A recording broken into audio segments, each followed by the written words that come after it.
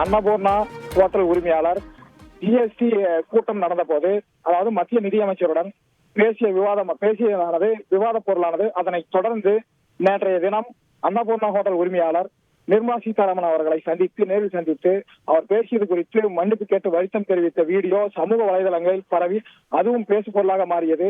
ராகுல் காந்தி முதல் கனிமொழி வரை அனைவரும் அது சம்பந்தமாக தங்களது கருத்துக்களையும் ஆட்சேபனைகளையும் பதிவிட்டு வரும் சூழ்நிலையில் தற்போது அன்னபூர்ணா ஹோட்டல் உரிமையாளருக்கு ஆதரவாக பல்வேறு தரப்பட்ட குரல்களும் எழுந்து வருகிறது. இந்த சூழ்நிலையில் அன்னபூர்ணா நிர்வாகம் வழக்கம் போல செயல்பட்டு வருகிறது. இந்த நிலையில் அன்னபூர்ணா ஹோட்டல் நிர்வாகம் அவர்களுடைய எக்ஸ்ட்ராத்தில் பல்வேறு விதமான கருத்துக்களை பதிவிட்டு வரும் சூழ்நிலையில் தற்பொழுது இந்த பிரச்சனை ஆரம்பித்துள்ள சூழ்நிலையில் அவர்களுடைய பக்கத்தில் 1+cream=1 என்ற ஒரு தலைப்பை வெளியிட்டு அதன் கீழ் மத்திய நிதியமைச்சர் மற்றும் ஜிஎஸ்டி போன்ற பல்வேறுபட்ட அக்கவுண்டுகளையும் பல்வேறுபட்ட விவாத பொருட்களையும் டேக் செய்து ஒரு வீடியோ ஒன்றை வெளியிட்டுள்ளது. சுமார் 7 நிமிடம் அந்த ஓடக்கூடிய வீடியோவில் மத்திய நிதியமைச்சர் மற்றும் ஜிஎஸ்டி ஆகிய இரு பிரிவுகளையும் டேக் செய்து அந்த வீடியோ வெளியிடப்பட்ட சிறிது நேரத்திலேயே மீண்டும் அந்த வீடியோவானது மாற்றம் செய்யப்பட்டு வெறும் 1+cream=1 என்ற ஒரு ஹேஷ்டேகை மட்டும் வைத்து மற்ற டேக் செய்யப்பட்ட அனைத்தும் திரும்ப பெறப்பட்டது. இந்த சூழ்நிலையில் தற்பொழுது இந்த அன்னபூர்ணா ஹோட்டல் நிர்வாகமானது தொடர்ந்து இயங்கி வருகிறது. அதே போல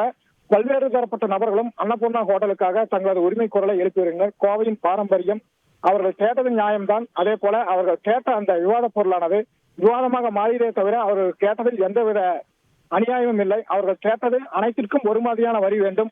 ஒவ்வொரு பொருளுக்கும் ஒவ்வொரு விதமான வரி விதிப்பதால் நாங்கள் கம்ப்யூட்டரே திணறுகிறது. இது போன்ற பல்வேறு கருத்துக்களை முன்வைத்திருந்தால் அவர் பேசியது வேண்டுமானாலும் நகைப்புடன் ஒரு கேள்விக்குறியாக இருந்திருக்கலாம். ஆனால் அவர் சொன்ன விவகாரங்கள் அனைத்தும் உண்மையானது. அதற்கு நாங்கள் ஆதரவு தெரிவிப்போம் என்று பல்வேறு தரப்பட்ட நபர்களும் கருத்து தெரிவித்து வரும் சூழ்நிலையில் தற்பொழுது அவர்கள் மத்திய நிதியமைச்சரையும் அதே போல ஜிஎஸ்டி கவுன்சிலையும் டேக் செய்து எக்ஸ்ட்ராத்தில் பதிவிட்டது தற்போது ஒரு அதிர்ச்சியையும் அதே போல ஒரு வரவேற்பையும் பெற்றுள்ளது. செய்திகளை உடனுக்குடன் தெரிந்து கொள்ள உடனே சப்ஸ்கிரைப் பண்ணுங்க.